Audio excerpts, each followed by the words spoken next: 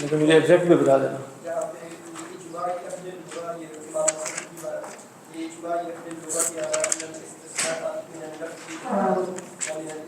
لیکن ہم نے آگے لا الہ الا اللہ اس طرح کا بیان پڑھ نہیں لیا. یہ تو مجھے یاد پڑتا ہے، میں نے وائٹ بورڈ پہ بتایا.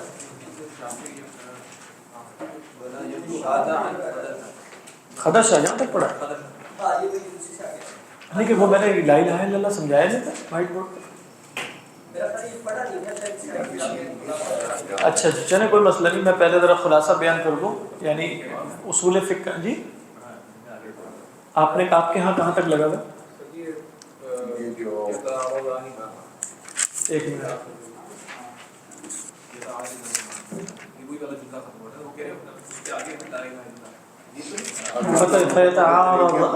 يتعارضان معا، یہاں تک وہ ایک ہی بات. بسم اللہ الرحمن الرحیم. اللہم صلی علی سیدنا محمد وعلی آل سیدنا محمد وبارک وسلم. رب اشرح لی صدری ویسر لی امری واحلل عقدۃ من لسانی یفقہوا قولی. آمین یا رب العالمین. حضرات، جو ہم نے 20 تقسیمات پڑھی تھی قرآن اور حدیث کے متن کی، تو آپ جانتے ہوں گے 4 اعتبارات سے ہم نے تقسیم کی تھی. سب کے ذہن میں حاضر ہے، یعنی خاص، عام، اور اس کے بعد جو ہے وہ مشترک مؤول. یہ پہلی قسم تھی. پھر اس کے بعد ہم نے کیا دیکھا تھا؟ کس اعتبار سے تھی تقسیم؟ یاد آ رہا؟ استعمال کے اعتبار سے حقیقت، مجاز، صریح، کنایا. اس کے بعد ظہور کے اعتبار سے 8 تھی. بات واضح، ظاہر، نص، مفسر، محکم، خفی، مجمل، مشکل، متشابہ. اور اس کے بعد ہم نے دلالت کے 4 طرق دیکھے تھے: عبارت النص، اشارت النص، دلالت النص اور اقتضاء النص. بات واضح. اس کے بعد اصل میں ہماری یہاں بحث چل رہی ہے کہ یہ جو قرآن مجید کا نظم ہے جو ہم نے دیکھا، اس پر بیانات وارد ہو سکتے ہیں. وہ منسوخ بھی ہو سکتا ہے، اجمال کی تفصیل بھی بیان کی جا سکتی ہے، تغییر بھی ہو سکتی ہے، تبدیلی بھی ہو سکتی ہے.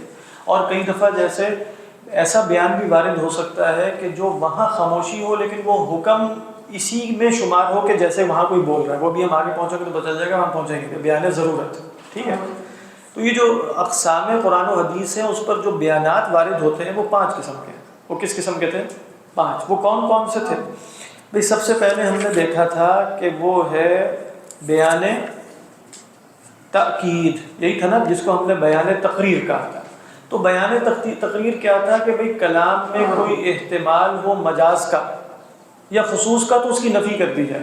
فسجد الملائکۃ کلہم اجمعون مثلا ولا طائر یطیر بجناحہ. تو یطیر بجناحہ کہہ کر مجاز کا احتمال رفع کر دیا. اس کے بعد ہم نے دیکھا بیان تفسیر ہے. بیان تفسیر کیا ہوتا ہے؟ مجمل اور مشترک کا بیان اگر اللہ کی طرف سے، اللہ کے رسول صلی اللہ علیہ وسلم کی طرف سے وارد ہو جائے تو وہ بیان تفسیر ہے. پھر ہم نے یہ دیکھا تھا کہ یہ جو بیان تقریر اور بیان تفصیل ہے، یہ دونوں ساتھ ساتھ بھی آ سکتے ہیں، اس کلام کے بعد میں بھی آ سکتے ہیں. یصحان مفصولا و موصولا، یہ بھی ہم دیکھ چکے ہیں. اس کے بعد جو ہم نے بیان دیکھا تھا جس پر بڑی تفصیلی گفتگو شروع ہو گئی، وہ بیان تغییر تھا، جس سے ابھی تک ہم نہیں نکل سکے. بات واضح. وہ جو چینج ہے نا، اس سے ہم ابھی تک نہیں نکل سکے. ٹھیک ہے. یہ بھی مجازی کلام ہے. جی ہاں، بیان تغییر پڑھ رہے ہیں، لیکن اس میں ہم کافی کچھ پڑھ چکے ہیں نا. بیان تغییر کا خلاصہ کوئی بتا سکتا ہے؟ بیان تغییر یہ ہے کہ کلام کا صدر، پہلا حصہ، کسی ایسی بات کا تقاضا کر رہا ہو کہ جس کی نفی بعد والا کلام کر دے آگے، یا اس کو بدل دے. یعنی مثال کے طور پر مشہور مثال کیا تھی؟ استثناء کی. کہ آپ کہیں کہ بھئی لی فلان علی 1000 درہم، تو اس کے بعد کہتے ہیں الا 100. تو 1000 درہم کا جو تقاضا تھا وہ الا 100 کہہ کے میں نے اس کی تغییر کر دی کہ اس کو 900 تک پہنچا دیا. ایسا ہی ہے. اس میں شرط بھی شامل ہے، انت طالب ان دخلت، اس میں صفت بھی شامل ہے، اس میں غایت بھی شامل ہے. یہ سب کیا تھی؟ بیان تغییر. اچھا، بیان تغییر میں عام کی تخصیص بھی شامل ہے. کس کے ہاں؟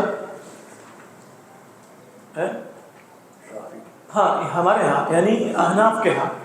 احناف کے ہاں بیان تغییر میں کیا تھا؟ تخصیص. اب تخصیص اگر بیان تغییر میں ہے تو پھر فرماتے ہیں کہ بیان تخصیص لازماً کیا ہونا چاہیے؟ موصول، جڑا ہوا. کیونکہ احناف کے ہاں تخصیص ہوتی ہی وہ ہے جو کلام میں مستقل مقارن کے ذریعے ہوتی ہے. وہ بھی ہم دیکھ چکے ہیں. تو پھر تخصیص کی ایک بحث آ گئی تھی. اور امام شافعی علیہ الرحمہ کے ہاں کہا کہ یہ بیان تخصیص نہیں ہے بلکہ بیان تفسیر ہے. کیونکہ ان کے ہاں پہلے ہی ظن تھا کہ عام سے خاص مراد لیا گیا ہو، تو لہذا جب ان کے ہاں یہ بیان کیا ہے تفسیر ہے تو پھر موصول بھی ہو سکتا ہے مفصول بھی ہو سکتا ہے. یہ بحث بھی ہم دیکھ چکے ہیں، یہ ہو چکی ہے ساری بحث. اچھا اس کے بعد کیا تھا؟ اور پھر اس کے بعد یہ تھا کہ انہوں نے کہا کہ ہمارے اوپر نا کچھ اعتراضات وارد ہوتے ہیں، تو پھر انہوں نے بنی اسرائیل کی بقرہ کا ایک قصہ تھا کہ اس کا جواب کیا آپ دیں گے، وہ بھی دے دیا انہوں نے جواب. پھر حضرت نوح علیہ السلام کا ذکر آیا کہ اس میں بھی دیکھیں تخصیص بعد میں آئی ہے نا، انہ لیس من اہلک، تو اس کا جواب کیا ہے وہ بھی جواب دے دیا گیا. اس کے بعد کیا تھا؟ ایک اور انکم وما تعبدون من دون اللہ حصب جہنم، اس کے بارے میں کہا کہ اس کا آپ کے پاس کیا جواب ہے، کیونکہ تخصیص بعد میں آئی ہے حضرت کس کی؟ عیسیٰ علیہ السلام کی. تو فرمایا کہ اس کا جواب بھی دے دیا. وہ جوابات مطلب سمپل سے تھے. اس کے بعد مسئلہ یہ آ گیا تھا کہ بھئی استثناء کیا چیز ہوتی ہے، تو استثناء کی حقیقت کیا ہے. احناف کے ہاں استثناء کی حقیقت کیا ہے اور شوافع کے ہاں کیا ہے، کیا فرق تھا بتائیے. یعنی یہیں ہم نے رکے تھے نا، ایٹ دی اینڈ پہنچ کے جہاں ختم کیا تھا مسئلہ. یعنی کہا کہ بھئی آپ دیکھ لیں استثناء ہے کہ بھئی جو بعد والا کلام آ رہا ہے نا، گویا اب وہ کہہ یہ رہا ہے کہ متکلم نے بولا ہی اتنا ہے جتنا بعد میں رہ جاتا ہے. تکلم بالباقی، تکلم بالباقی یہ استثناء کی حقیقت ہے. کیا مطلب؟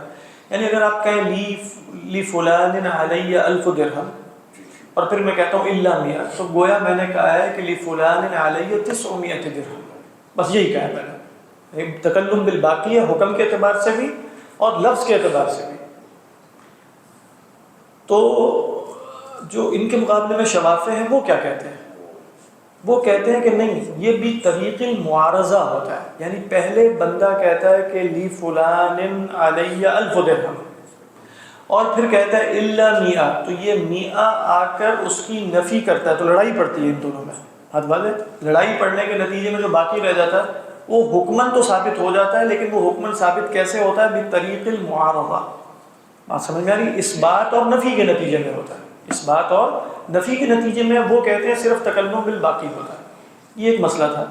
اس مسئلے پر جیسے انہوں نے فرمایا کہ بھئی کپڑے کے پیسے، وہ نہیں کپڑے کے پیسے نہیں، کہتے ہیں لفلان علی 1000 درہم، یہ تھوڑا سا پہلے سے پڑھا الا 100 فانها ليست علی فان صدر الكلام يوجبها والاستثناء ينفيها فتعارض فتساقط.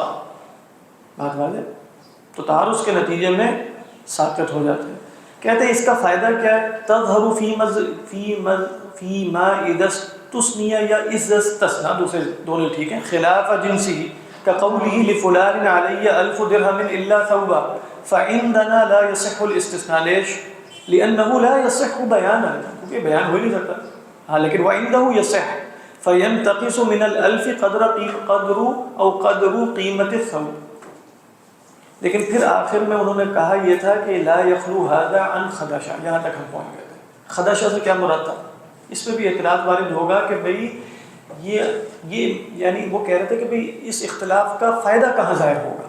فائدہ انہوں نے بتایا اس جگہ ظاہر ہوگا، لیکن کہتے ہیں یہاں بھی اس لیے ظاہر نہیں ہو رہا کیونکہ یہ استثناء متصل نہیں ہے بلکہ منقطع ہے. وہ منقطع کا باب الگ ہے. کوئی ایسی مثال دو کہ جہاں استثناء متصل ہو، متصل سے مراد ہے اسی کی جنس میں سے ہو، اور پھر آپ اس خلاف کا کوئی عملی مظہر دکھا سکیں.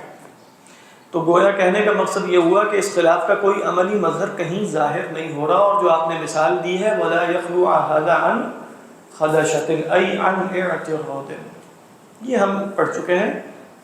نہایت مخل قسم کا جو خلاصہ ہے وہ بیان کر دیا. مخل سے مراد ہے اس میں خلل ہے. اب آپ دیکھیں لِإِجْمَاعِ أَهْلِ اللُّغَةِ عَلَىٰ أَنَّ الْإِسْتِثْنَاءَ مِنَ النَّفْيِ إِثْبَاتٌ وَمِنَ الْإِثْبَاتِ نفی. کہہ رہے ہیں کیونکہ اہل لغت کا اجماع ہو گیا اس بات پر کہ نفی میں سے استثناء کیا جائے تو اس بات ہو جاتا ہے. ایسے ہی لا الہ الا اللہ میں تو اس بات ہو گیا. اور ومن الاثبات نفی، اگر آپ کہیں بھی فلان علی 1000 درہم الا 100 تو نفی ہوئی نا. اس بات جو آپ نے 1000 تک کیا تو اس کی کیا ہو گئی؟ نفی ہو گئی. یہ کس کی دلیل ہے؟ امام شافعی کی، کیونکہ پیچھے آیا تھا وعند الشافعی، جو عبارت ہے نصفی کی، وعند الشافعی یمنع الحکم بطریق المعارضہ.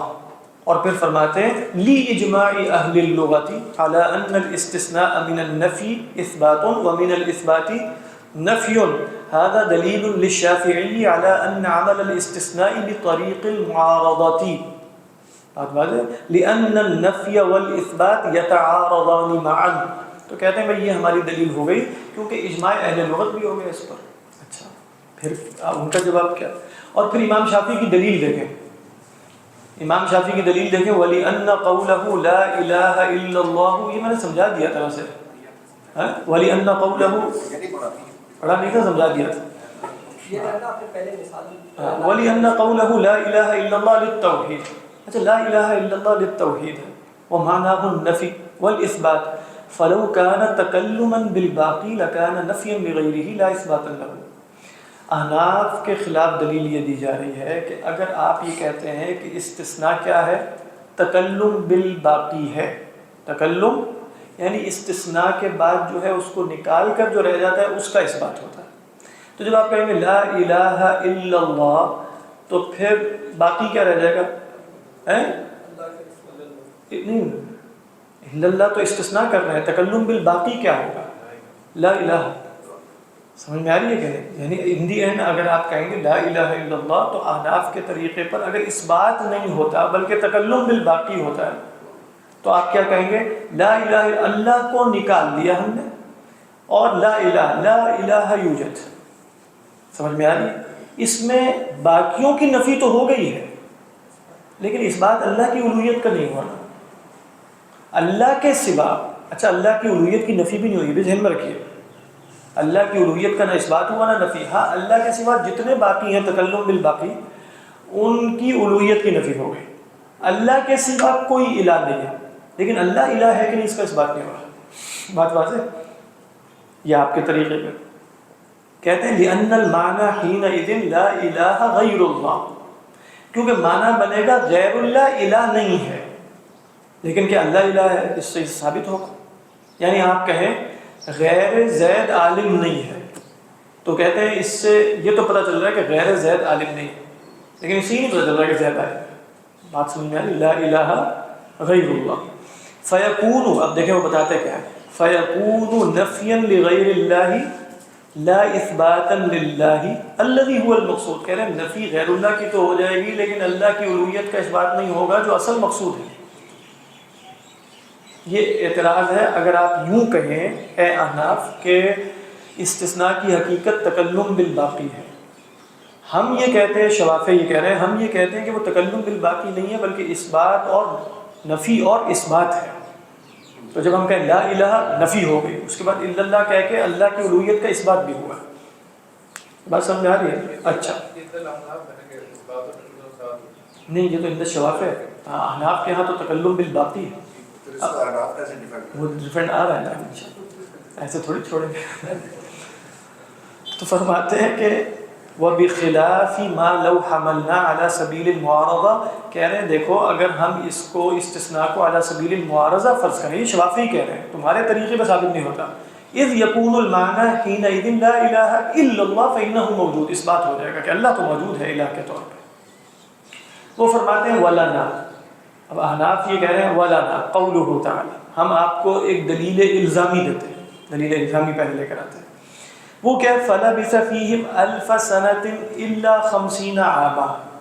خلاصہ یہ ہے کہ یہ خبر ہے یا امر؟ خبر.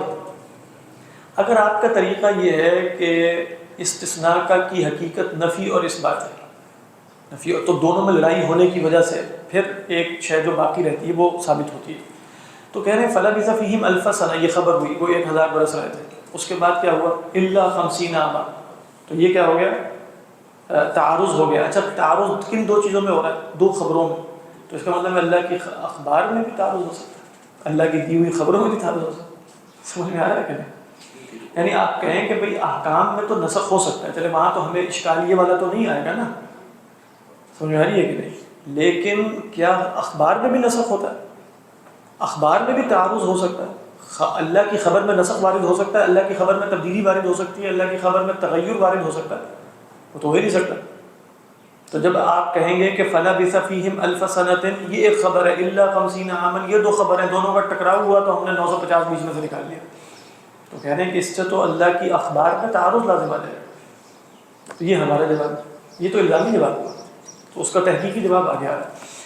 تو فرمایا کہ ولنا قوله تعالی فلبث فيهم الف سنة الا 50 عاما اي لبث نوح عليه الصلاة والسلام وعلى نبينا في القوم الف سنة الا 50 عاما الذي كان قبل الدعوة او 50 عاما الذي عاش فيه بعد غرقهم۔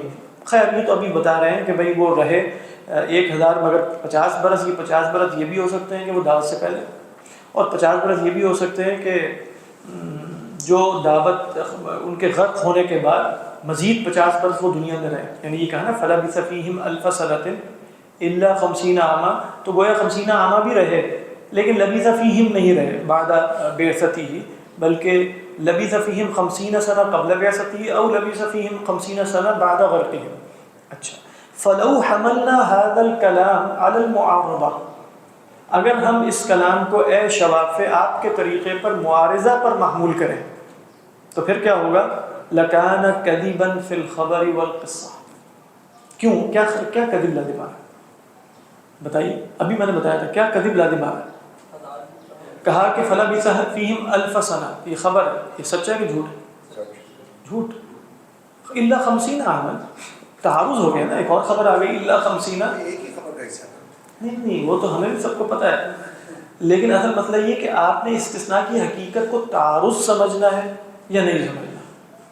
تو اگر آپ اس کو تعارض سمجھیں گے تو اللہ کی دی ہوئی 2 خبروں میں آپ نے استثناء کی حقیقت تعارض بیان کیا، تو تعارض کے نتیجے میں آپ یہاں پہنچے نا کہ وہ 950 برس رہے۔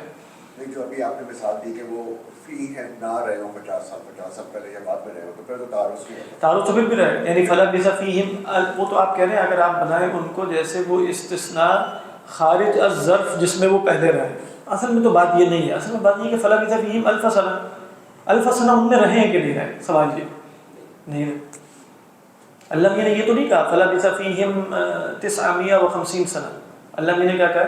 فلبث فیہم الف سنہ۔ تو آپ کہہ رہے ہیں اگر آپ کے ہاں تعارض کی بنیاد پہ استثناء کام کرتا ہے، اس میں استثناء کا طریقہ عمل تعارض کے طریقے پر ہے، تو فلبث فیہم الف سنۃ، یہ خبر فی نفسی درست ہوگی کہ نہیں ہوگی؟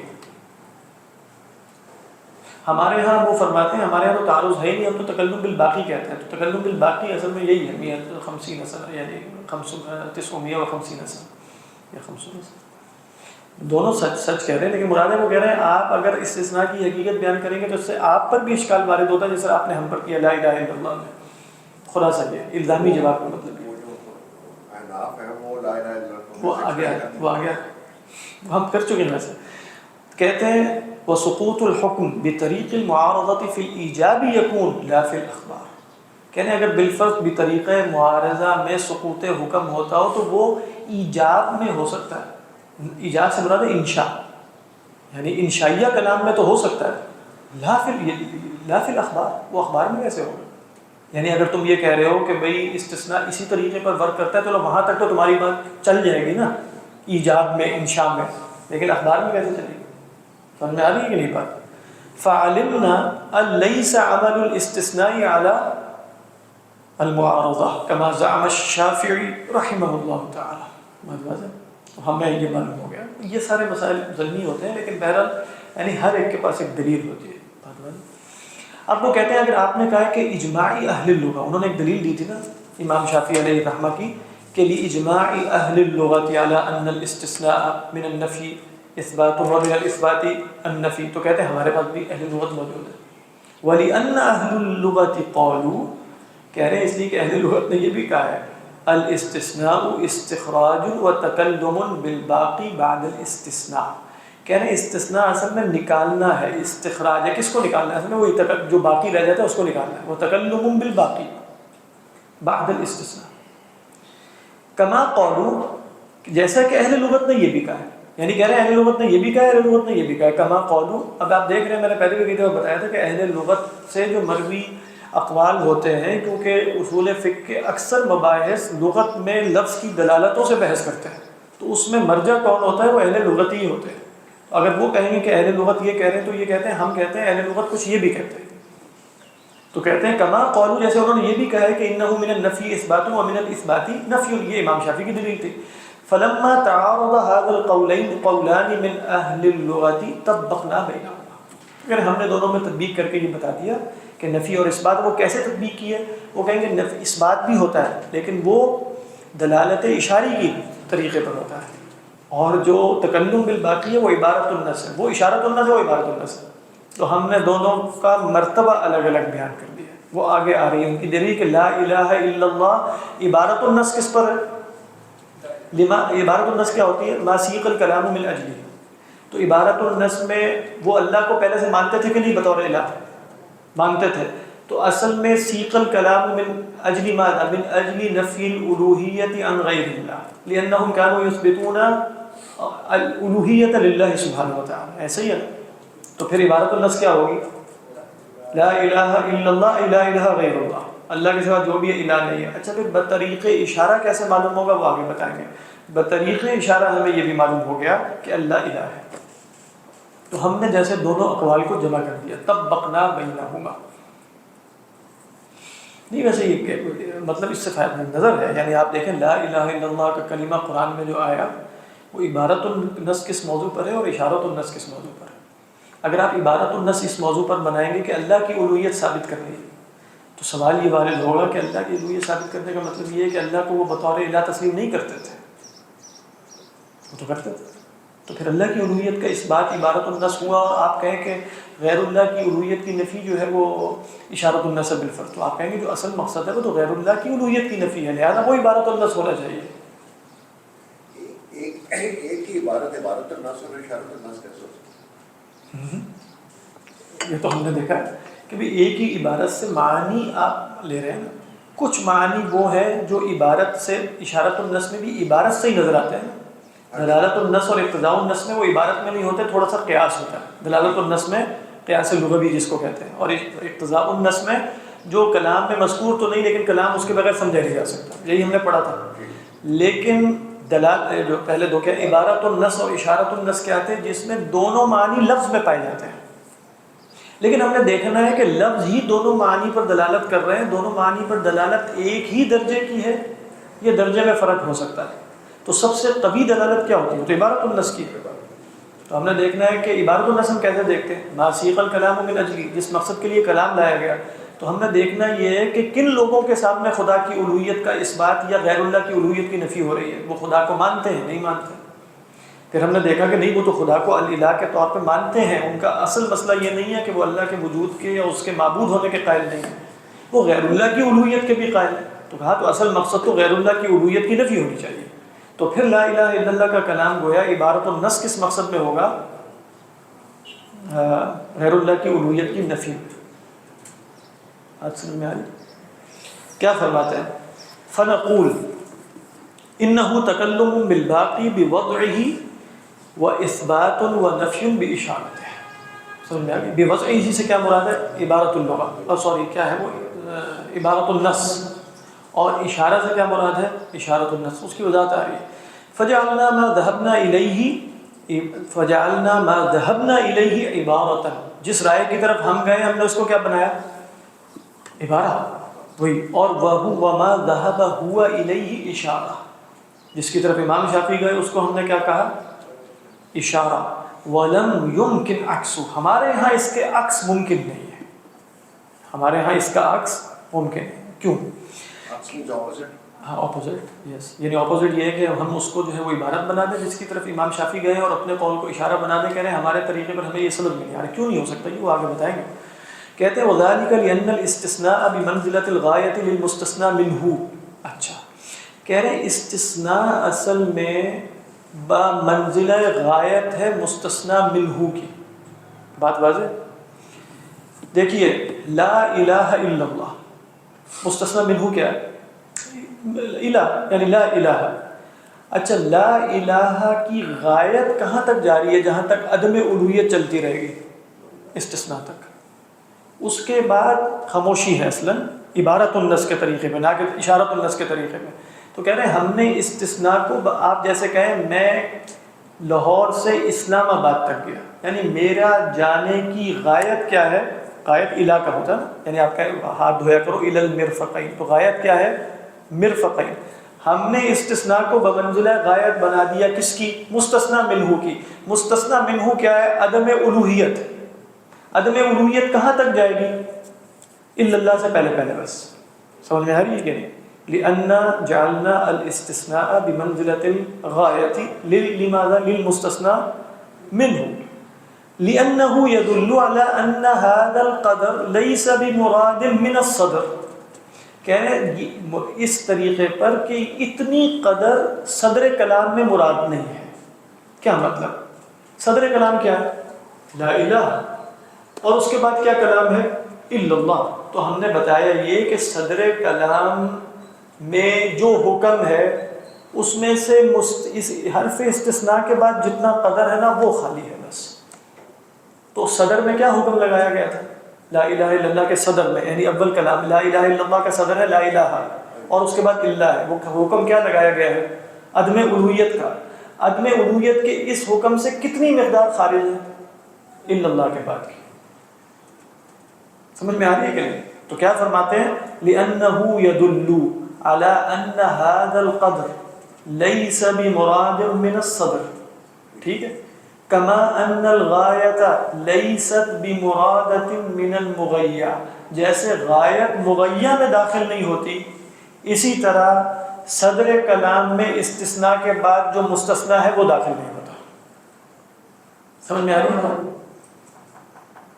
یعنی غایت میں جب الہ کے ساتھ آپ غایت بیان کرتے ہیں تو فرماتے ہیں، خیر یہ ایک الگ مسئلہ ہے کہ غایت مغیّہ میں داخل، لیکن یہاں قول کا اختیار کریں غایت مغیّہ میں داخل نہیں ہے. تو غایت کا مطلب کیا ہوا؟ یہ شے چلتی چلتی یہاں تک پہنچے گی، جب غایت آئے گی تو یہ غایت اس مغیّہ میں داخل نہیں ہوگی. سمجھ میں آ رہی ہے کہ نہیں؟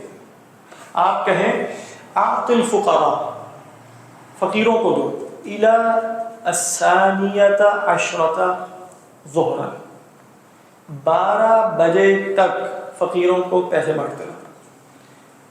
12 بجنا یہ غایت ہے، یہ مغیّہ میں شامل ہے. یا 11:59 میں جیسے 12 بجیں گے آپ نے روک دینا ہے، آپ کہیں 12 بجے تو میں 12 سے 1 تک بھی چلتا رہوں گا. کیا مطلب ہے؟ غایت کیا ہے؟ 12. اور مغیّہ کیا ہے؟ فقیروں کو پیسے بانٹتے رہو. کب تک؟ 12 بجے تک. تو 11:59 سیکنڈز پہ چھٹی ہو جائے گی، 12 اس میں شامل نہیں ہے. تو کہنے جس طریقے پر غایت میں، جس طریقے پر مغیّہ میں غایت شامل نہیں ہے، اسی طریقے پر استثناء میں صدر کلام میں حرف استثناء کے بعد جتنی قدر ہے وہ شامل نہیں ہوتی. یہ استثناء کی حقیقت ہے ہمارے. آپ سمجھیں گے؟ اچھا اس سے کیا نتائج نکلیں گے وہ آگے چلیں. فَجَعَلْنَاهُ فِي هَذَا عِبَارَةً، ہم نے اس میں اس کو عبارت النص بنایا. کیا مطلب بتائیے؟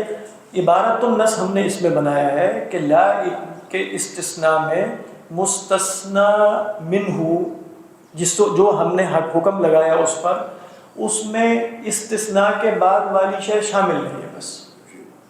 سمجھ آئی؟ لا اس میں یہ عبارت النص ہے. اب آپ کہیں لا الہ الا اللہ، ہم نے عدم الوہیت کی نفی جو اس وقت کلام میں کی ہے اس میں اللہ شامل نہیں ہے، لیکن یہ بھی شامل ہے کہ ہم نے اس بات کی ہے، وہ خاموش ہے بالکل. سمجھ میں آ رہی ہے کہ نہیں؟ تو لا الہ میں یعنی استثناء میں جو پہلا جملہ ہے صدر کلام ہے، اس کی دلالت عبارت النص ہے. لا الہ، بہت واضح. لا الہ، ابھی لا الہ الا اللہ کا جواب دے رہے ہیں جو ان کا اشکال تھا. عبارت النص ہم نے کس میں بنایا ہے؟ سر کس میں بنایا بتائیں نا تاکہ پتہ چلے کہ یعنی قاعدہ کیا بنایا کہ بھئی ہم نے اس کو غایت کے مانند بنایا. جس طرح غایت مغیّہ میں شامل نہیں ہے، اسی طرح استثناء کے بعد جو ہے وہ استثناء سے پہلے والے میں شامل نہیں ہے. بس اتنی بات ہمیں پتہ ہے، شامل نہیں ہے اس حکم میں. جب ہم نے کہا لا الہ تو لا الہ کے حکم میں اللہ شامل نہیں ہے، بس اس بات نہیں کی ہم نے. عبارت النص کے طریقے پر نہیں کیا، لیکن اشارت النص کے طریقے پہ کیسے ہوگا اب وہ بتانے لگے. فَجَعَلْنَاهُ فِي هَذَا عِبَارَةً لِأَنَّهُ الْمَقْصُودِ، کیونکہ یہی مقصود ہے.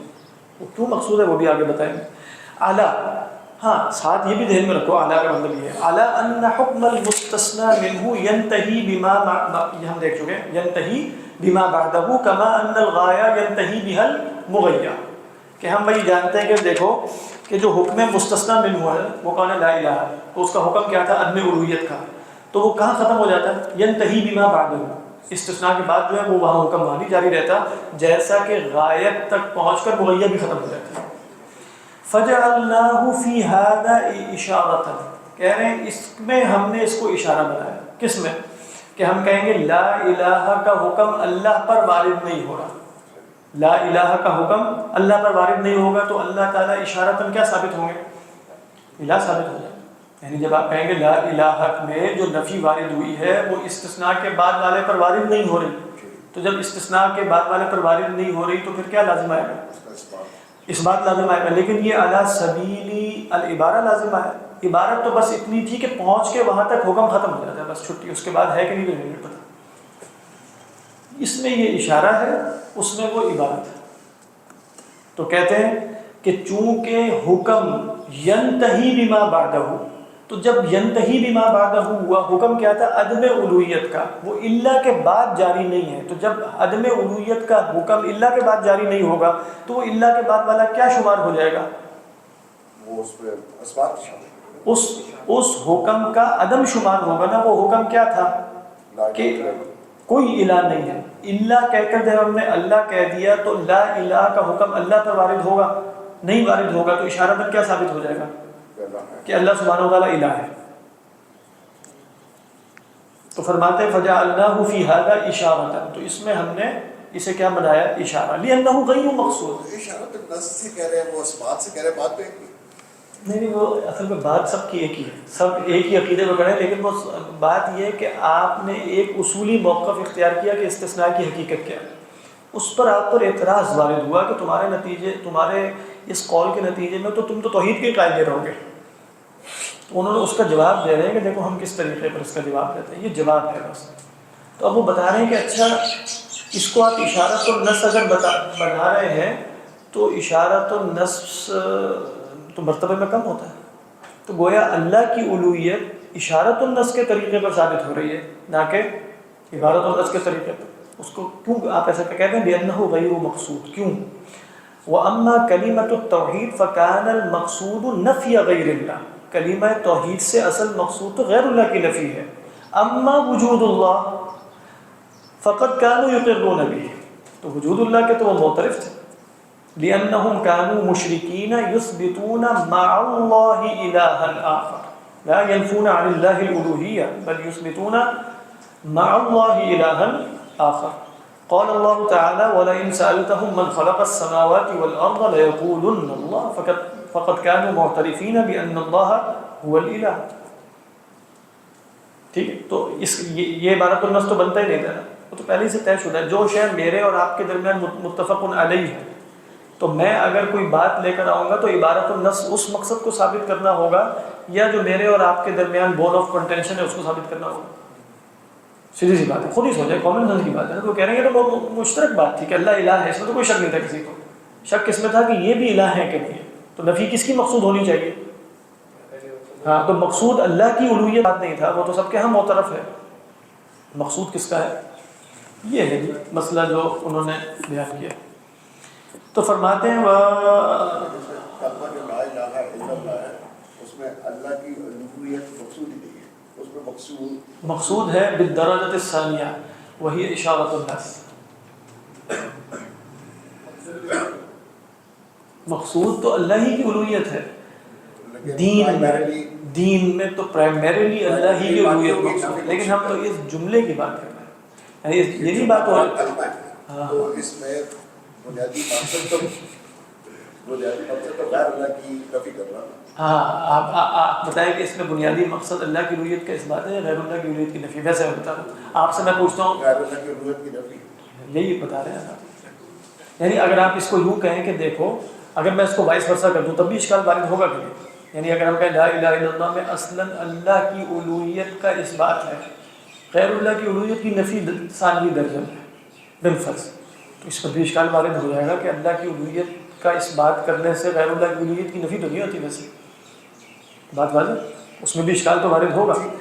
لیکن جب آپ کہیں گے غیر اللہ کی الوہیت کی نفی اصل مقصد ہے، تو پھر تو آپ کہیں گے کہ اگر سب ہی ان کی نفی ہو گئی تو پھر اللہ ہی رہ گا تھا، تو وہ تو پھر اللہ ہی متعین ہو جائے گا۔ لیکن اللہ کی الوہیت کے اس بات کے نتیجے میں کیا اللہ ہی الوہیت کے ساتھ متعین ہو جائے گا؟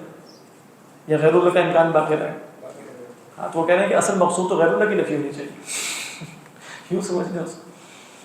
کہہ رہے ہیں وقد اطلب فی تحقیق هذا المذهبین ہونا، یعنی یہ دونوں مذہب جو استثناء کے ہیں، ہونا صاحب التوضیح یعنی صدر الشریعہ عبید اللہ ابن مسعود جو صدر الشریعہ کہلاتے ہیں، کہ انہوں نے یہاں جیسے تفصیلی اس موضوع پہ گفتگو کی ہے استثناء پہ. اتناب کی ضرورت میں نے اتناب کیا ہے نا تفصیل، ابھی تو کہہ رہے ہیں اختصار سے بیان کرتے ہیں. اس کے بعد فرماتے ہیں وَهُوَ نَوْعًا مُتَّصِلٌ وَهُوَ الْأَصْلُ وَمُنْفَصِلٌ. یہ آپ جانتے ہیں جو بھی نحو پڑھا ہوا ہے کہ منفصل ضرورت میں اہل نحو کے ہاں ہوتا ہے منقطع. استثناء متصل کیا ہے اور منقطع کیا ہے؟ کہ بھئی اگر مستثنی منہو کی جنس میں سے ہو تو وہ استثناء متصل ہے، اور اگر عدم جنس میں سے ہو تو وہ استثناء منقطع ہے. بات واضح؟ آپ کہیں جاء الطلاب الا استاذا، یہ کون سا استثناء ہے؟ منقطع، یعنی اگر استاد طالب علم نہیں ہے بالفرض تو جاء الاستاذ الا جاء الاساتذہ الا طالبا واحدا، یہ کون سا استثناء ہوگا؟ نہیں کر یہ استثناء منقطع. جاء الطلاب الا طالبا، یہ کیا ہوا؟ استثناء متصل. وهو ما لا يصح استخراجه من الصدر. کہہ رہے ہیں منفصل وہ ہے کہ جس کا صدر میں سے استخراج ہو ہی نہیں سکتا. کیوں نہیں ہو سکتا؟ اس کی جنس میں سے ہے، تو کیسے استخراج کریں گے؟ استثناء تو استخراج ہے نا، کہ بھئی یہ 10 آدمیوں میں سے ایک نکالنا ہے، وہ 10 آدمیوں میں پہلی شامل ہے تو نکالیں کیسے اس کو؟ منقطع. وہ آگے بتائیں گے بلکہ بِأَن يَكُونَ عَلَى خِلَافِ جِنْسِ مَا سَبَقَ، وہ کیسے ہوگا کہ وہ خلاف جنسی ما سبق ہو. وَهَذَا يُسَمَّى مُنْقَطِعًا فِي عُرْفِ النُّحَاة، نحات کی اصطلاح میں اسی کو کیا کہتے ہیں؟ منقطع. وَإِطْلَاقُ الْإِسْتِثْنَاءِ عَلَيْهِ مَجَازٌ، کہتے ہیں استثناء اصلا وہ ہے ہی نہیں، اس لیے ہم کہتے ہیں کہ وہ استدراک کے لیے آتا ہے، وہ لیکن کے معنی میں ہوتا ہے، وہ استثناء تو ہے ہی نہیں. یعنی آپ کہیں گے جاء الطلاب الا استاذا کا مطلب ہے جاء الطلاب لیکن الاستاذ لم یأتی، یہ مراد ہوتی ہے استثناء سے. اچھا پھر اسے استثناء کہتے ہیں کیوں ہے اگر یہ ہے ہی مجاز؟ لوجود حرف الاستثناء، کیونکہ حرف استثناء تو وہاں بھی آ گئے. ولیکن فی الحقیقت کلام مستقل، حقیقت میں وہ ایک انڈیپینڈنٹ مستقل کلام ہوتا ہے.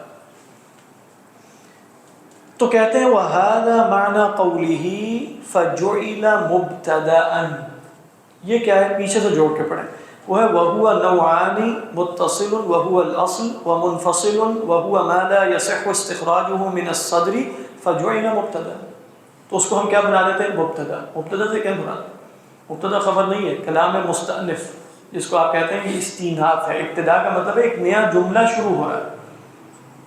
تو ہمارا مطلب یہ بات پیش نظر رہنی چاہیے کہ علوم میں اصطلاحات فرق ہو جاتی ہیں. اب یہاں مبتدا بول کے وہ نحو کا مبتدا خبر نہیں لے رہے ہیں، بلکہ مبتدا بول کے جو اہل بلاغت کے ہاں کلام مستأنف شمار ہوتا ہے وہ لے رہے ہیں. تو ہم اس کلام کو مستأنف ایک نیا کلام بنا لیتے ہیں. قال اللہ تعالی فإنهم عدو لي إلا رب العالمين. اب یہ استثناء منقطع کی مثال دے رہے ہیں، اگرچہ اس میں استثناء متصل کی بھی امکان ہے، وہ آگے بتائیں گے.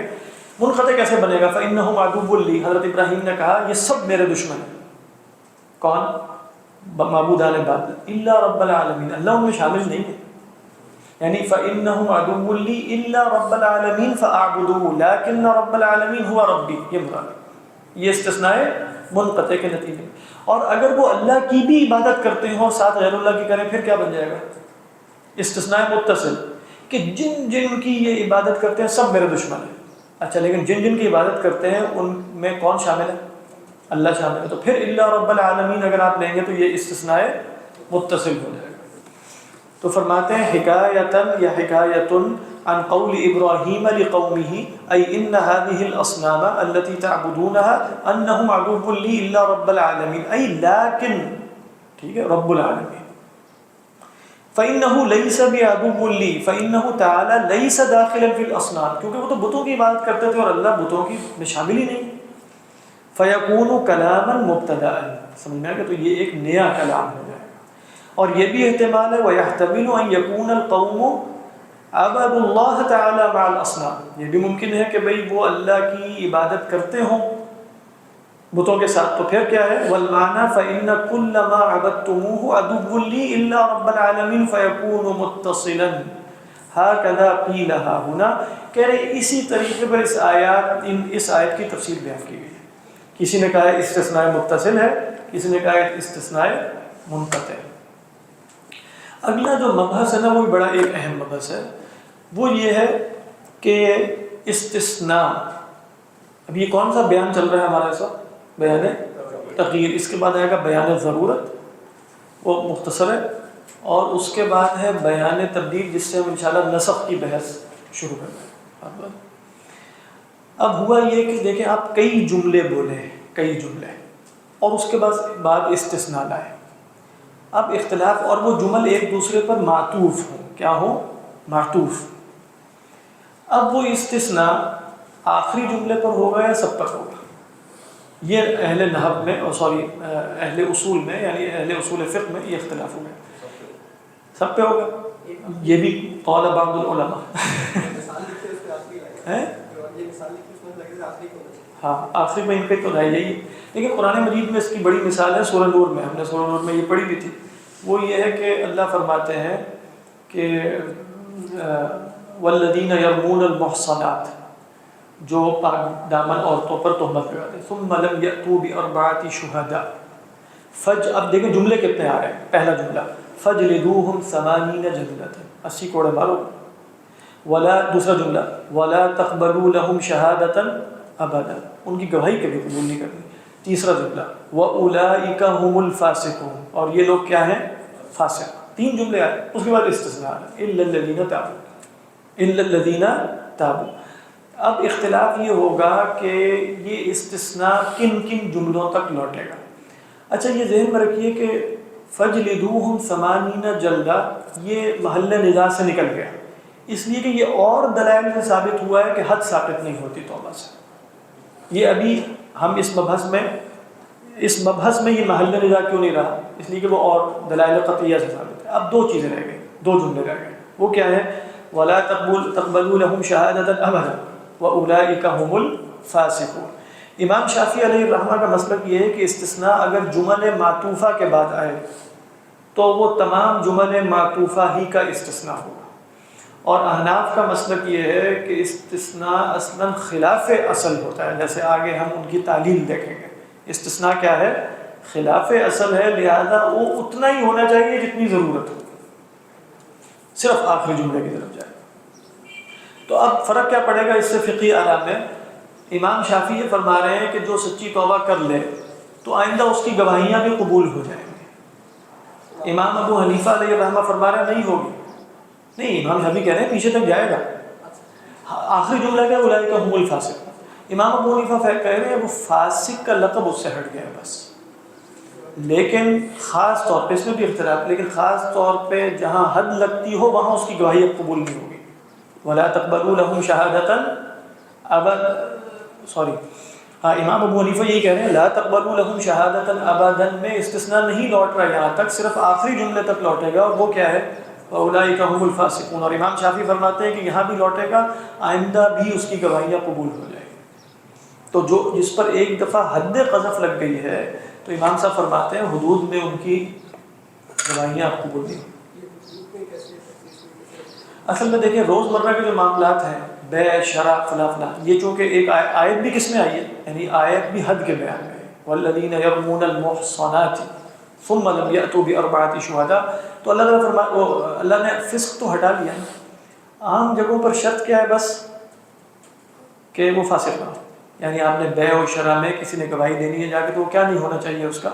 وہ فسق نہ ہو. تو فسق کا ایک لقب تو اس سے ہٹا ہے، کچھ تو اس سے فرق واقع ہونا چاہیے نا.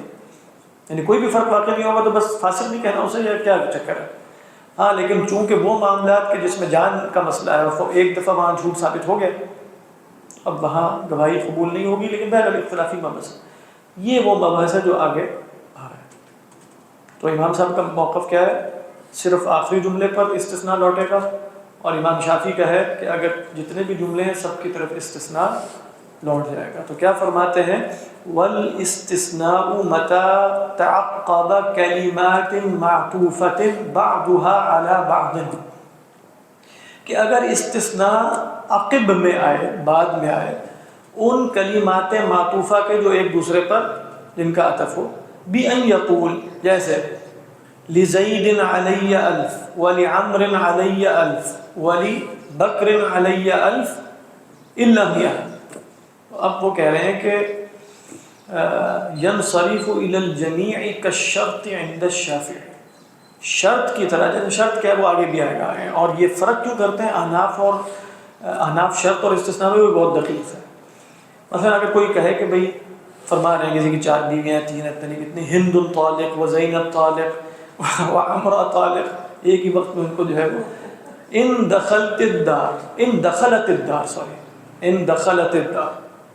تو اب یہ ان دخلت الدار جو ہے یہ تو شرط ہے، تو یہ سب خواتین کی طرف لوٹ رہی ہے، ایک کی طرف آخری کی طرف. یہاں دونوں ہی متفق ہیں، جیسے احناف اور شوافی سب کی طرف لوٹ رہے ہیں، یعنی سب ہی معلق طلاق ان پر وارد ہو جائے گی، تنجیز نہیں ہوگی، وہ تو جب داخل ہوگی تو ہوگی. لیکن اس لیے فرمایا ینصرف الی الجمیع کالشرط عند الشافعی فیکون استثناء المئۃ من کل الف من الالوف عند الشافعی. تو پیچھے جتنے بھی الف آئے تھے نا سب میں سے استثناء ہو جائے گا. امر والے الف میں بھی زید بکر سب الف میں سے استثناء ہو جائے گا. کما یکون مثل هذا فی الشرط، جیسا کہ شرط میں ہوتا ہے بأن یقول ہند طالق و زینب طالق و عمرہ طالق ان دخلت الدار فیکون طلاق کل من الزوجۃ معلقا بدخول الدار. بات واضح ہے نا یہ یہاں تک. وَهَذَا کیوں؟ اچھا وہ کہتے ہیں یہ امام شافعی کی دلیل کیا ہے؟ وَهَذَا لِأَنَّ كُلًّا مِنَ الْإِسْتِثْنَاءِ وَالشَّرْطِ کیا ہے؟ بیان و تغییر ہے، کیونکہ دونوں ہی بیان تغییر ہی ہیں نا. ہم دیکھ چکے ہیں شرط اور استثناء دونوں ہی بیان تغییر، بیان تغییر میں آئے تھے نا، شرط ہو، استثناء ہو، صفت ہو، غایت ہو. فَيَنبَغِي أَن يَكُونَ حُكْمُهُمَا مُتَّحِدًا، تو ان کا حکم بھی ایک ہی ہونا چاہیے. تو یہ امام شافعی علیہ الرحمہ کی دلیل ہے. امام ابو حنیفہ کی دلیل میں بھی ٹائم لگے گا، لہذا اس کو ہم پوسٹ پون کرتے ہیں. وہ ذرا دقیق سی دلیل ہے کہ وہ کیوں ان کا دونوں شرط اور استثناء کا حکم ایک کیوں نہیں ہے.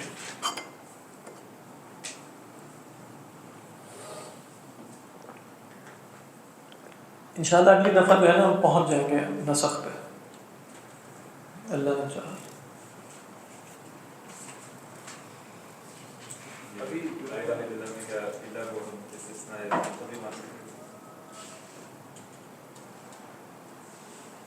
وہ ڈپینڈ کرتا ہے کہ آپ کس کی نفی کر رہے ہیں. یعنی اگر آپ کسی ایک ایسے فریق کی نفی کر رہے ہیں کہ جو اللہ کی عبادت کرتا ہی نہیں ہے، پھر تو آپ کہہ سکتے ہیں کہ جیسے ہم نے دیکھا فَإِنَّهُمْ عَدُوٌّ لِّي إِلَّا ہے تو کلمہ اسی طرح نا. لیکن اگر جس مخاطب کی آپ نفی کر رہے ہیں لا الہ الا اللہ سے، اور وہ مخاطب اللہ کی بھی عبادت کرتا ہے تو پھر اس کے ہاں جتنے بھی الہ ہیں ان میں ایک کون ہے؟ اللہ. تو پھر اس میں سے جب ہم استخراج کر سکتے ہیں کہ نہیں؟ اب کر سکتے ہیں. تو اگر مخاطب اللہ کو ماننے والا ہے اور اللہ کی بھی عبادت کرتا ہے، ساتھ غیر اللہ کی بھی، تو استثناء کیا ہے؟ متصل. اور اگر وہ اس لیے انہوں نے کہا کہ بھئی مشرکین مکہ کیونکہ کرتے تھے لہذا استثناء متصل ہی ہے. اور یہ اختلاف اصل میں استثناء متصل ہی میں وارد ہوا تھا، اور انقطاع میں تو ہے ہی نہیں کیونکہ وہ استثناء ہی نہیں ہے. تو چونکہ وہ عبادت کرتے ہیں اور استخراج ہو سکتا ہے تو لہذا اب یہ استثناء متصل شمار ہے. اصل میں نا یہ کون مبحث ہے؟ وہ مبحث یہ ہے کہ لفظ الہ کلی ہے کہ نہیں. یہ اس تو متکلمین اور اہل منطق کی اکثریت کے ہاں لفظ الہ کلی ہے. ٹھیک ہے، لفظ الہ کلی کا مطلب یہ نہیں ہے کہ الہ ایک سے زیادہ ہو سکتے ہیں. کچھ کلی ایسی ہوتی ہیں جن میں ذہن تعدد فرض تو کر سکتا ہے، لیکن جب اس پر دلیل عقلی دی جاتی ہے تو وہ ایک ہی فرد اس کا باقی رہتا ہے. تو اس معنی میں وہ کلی ہے.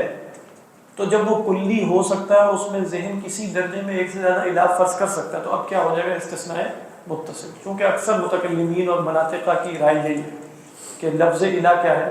کلی.